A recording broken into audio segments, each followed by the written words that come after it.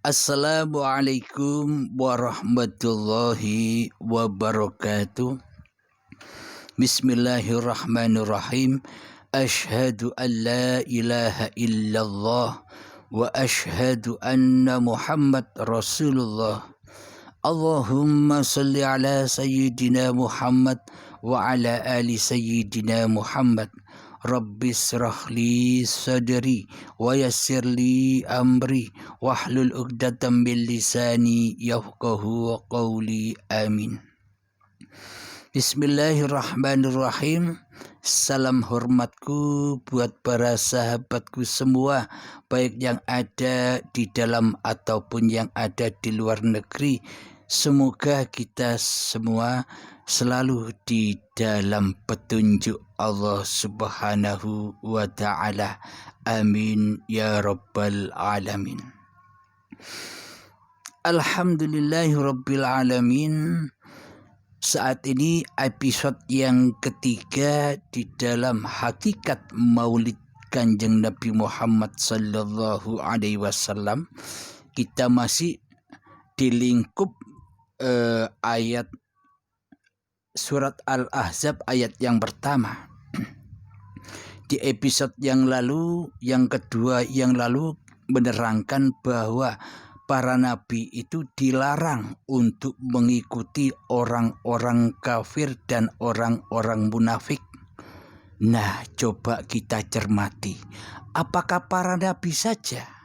Apakah para rasul saja yang harus tidak mengikuti orang-orang kafir dan orang munafik? Coba hayati. Jika perintah ini hanya untuk para nabi saja, hanya para rasul saja, mestinya kan kita bebas mengikuti orang-orang kafir dan mengikuti orang-orang yang munafik. Karena ayat ini bukan untuk kita orang biasa.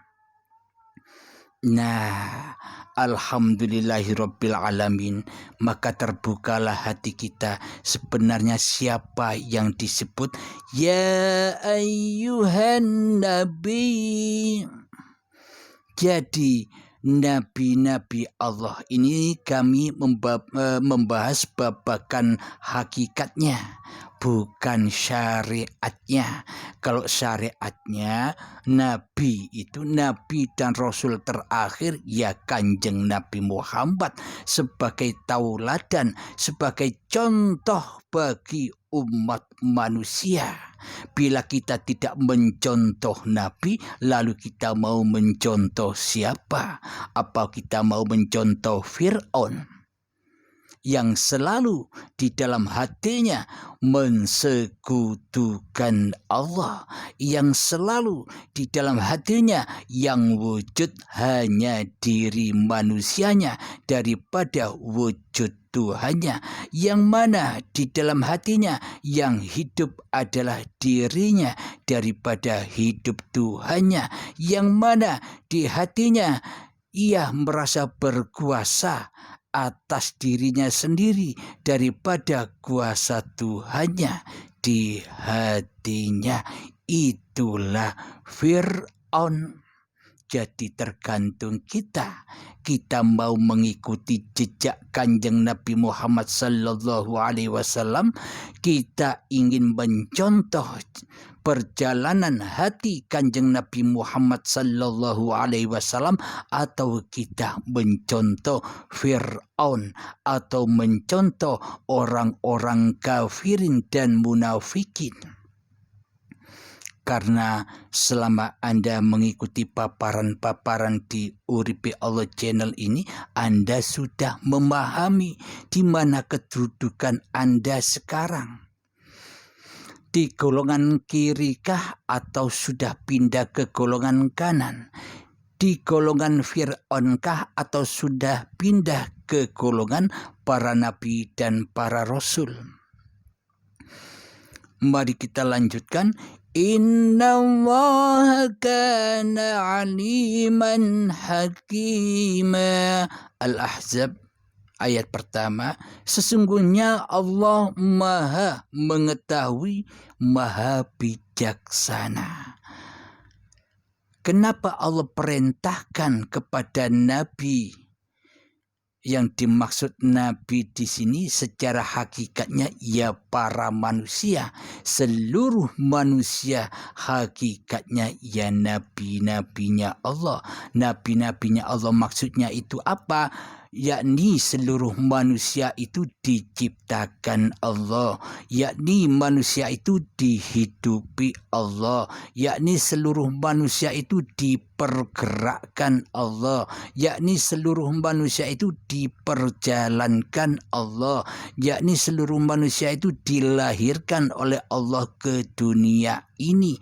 Maksudnya dilahirkan, Anda jangan menyaksikan seperti ibu melahirkan anaknya. Maksudnya melahirkan di sini adalah Allah menciptakan ibu dan anaknya. Karena apa? Hidup yang menghidupi ibu itu adalah Allah. Jadi Allah menciptakan diri kita lewat perantara ibu.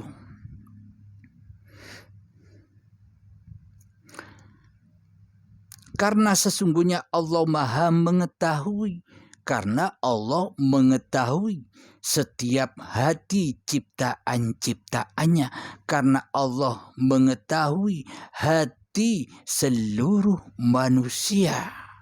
Karena Allah itu yang dipandang bukan laku dohiriahnya, bukan laku syariatnya, bukan laku ibadah secara dohirnya, bukan ilmu secara syariatnya, tapi yang dipandang oleh Allah adalah setiap hati manusianya. Di dalam hati manusianya ia mentuhankan Allah ataukah mentuhankan hawa nafsunya di hatinya. Bila di dalam hatinya masih mentuhankan hawa nafsunya, berarti masih ada di dalam golongan kafirin dan munafikin. Belum termasuk golongan para nabi dan para rasul. Bagaimana mungkin kita bisa berpindah dari golongan para kafirin dan munafikin pindah ke dalam golongan para nabi dan rasul? Sementara di hati kita yang wujud, yang nyata, masih diri manusia kitalah yang merasa hidup dan beraktivitas di dalamnya. Solatnya diakui solat ini milik kita, ibadahnya diakui, ibadah ini kita yang melakukan, zikirnya diakui, kitalah yang merasa bisa berzikir, solawatannya diakui bahwa solawatan ini aku yang bisa bersolawat. Jadi masih dituhani oleh hawa nafsunya di hatinya. Jadi meskipun secara syariatnya, jadi meskipun secara dohiriahnya kita dilihat oleh manusia lain sebagai hamba yang mengabdi, kita kelihatannya sholat, kita kelihatannya ibadah, kita kelihatannya bersolawatan, kita kelihatannya memperingati maulid Nabi secara badaniah, secara syariatnya, seolah-olah kita dilihat manusia ahli berzikir, tapi hati kita masih berada di dalam golongan kafirin dan munafikin. Karena Allah lah yang tahu. Kita selama ini tidak tahu dan tidak menyadarinya bila hati kita belum beriman kepada Allah, bila hati kita belum berislam di sisi Allah, bila hati kita belum berihsan di sisi Allah. Jadi jelaslah ayatnya, Ya ayyuhan nabiyyu taqillaha wa la tuti'il kafirina wal munafiqin innallaha kana aliman hakima. Jadi bila kita ingin menjadi umatnya Kanjeng Nabi Muhammad sallallahu alaihi wasallam secara kafah, secara keseluruhannya, jangan dohirnya saja, jangan syariatnya saja, maka lengkapi dengan hakikatnya, lengkapi dengan hati yang beriman, hati yang Islam kepada Allah. Jadi selamatkanlah hati kita dari golongan orang-orang kafir dan orang-orang munafik. Jadi jangan pandang orang-orang secara dohir. Pandanglah masing-masing diri kita. Itulah yang dimaksud orang-orang itu. Masing-masing diri kita di dalamnya masih diutus oleh hawa nafsu kita yang menjadi Tuhan, ataukah sudah diutus oleh Allah yang mentuhani diri kita. Jadi tanda-tandanya bila kita masih ada di golongan kafirin dan munafikin, di dalam hati kita yang ada, yang berkuasa atas semua perbuatan-perbuatan kita selama ini adalah kita sendiri sebagai pelakunya.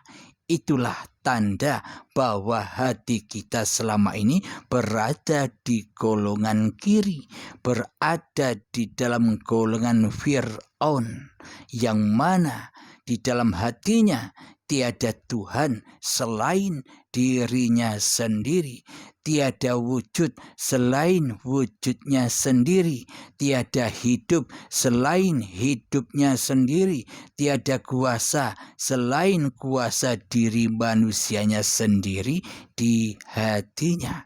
Itu tandanya bahwa kita selama ini belum beriman kepada Allah, apalagi berislam. Iman saja belum, apalagi Islam. Jika sudah beriman pasti Islam. Apa sih Islam itu? Islam itu pasrah dan selamatnya hati dari selain Allah. Selama ini di hati kita kan selalu tersesat. Seolah-olah kitalah pelaku dan penguasa di dalam apapun yang kita perbuat. Baik itu ketaatan ataupun itu kemaksiatan, selama ini kita yang mengaku-ngakui kitalah sebagai pelaku di dalamnya. Itulah tanda bahwa yang jadi Tuhan selama ini adalah iblis dan syaitan yang bersekutu dengan hawa nafsu kita sendiri selama ini. Memang iblis dan setan juga mengajak, ayo sholat, ayo ibadah. Tapi jangan lupa, di dalam sholatmu kamu hanya nyembah aku. Di dalam ibadahmu kamu hanya nyembah aku. Bertemu aku di dalamnya. Ketika sholat kita Allahu Akbar, iblis dan setan mengajak, bro, ayo keluar dari badanmu. Di sana banyak yang asik-asik.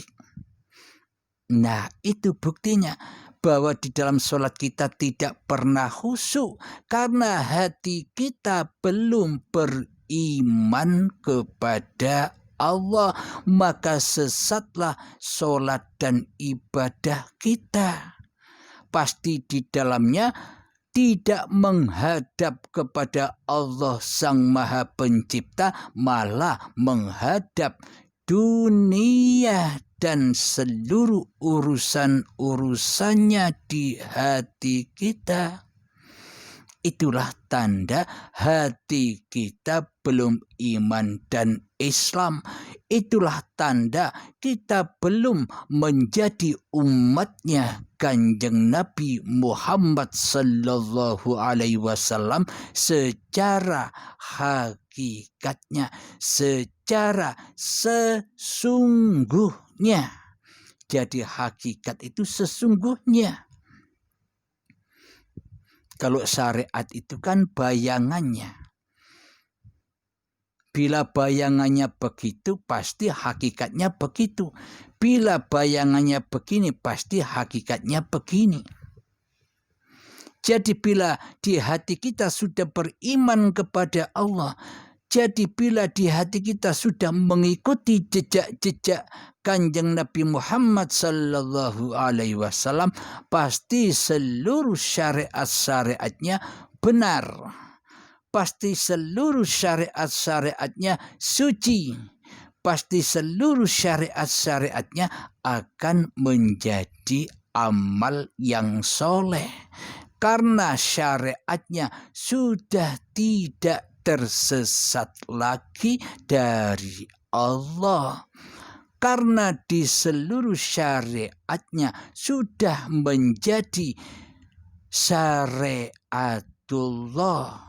Berpindah dari syariatun nas menjadi syariatullah.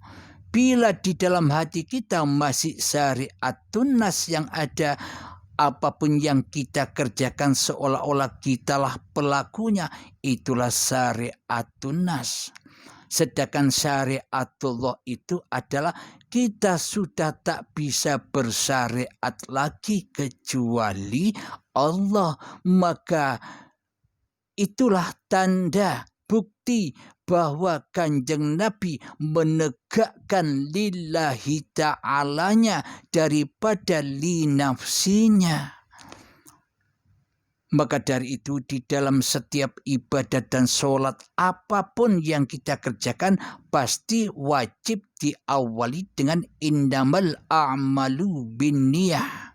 Jadi setiap amal apapun wajib dikasih niat bagi orang-orang yang bertakwa. Niatnya apa?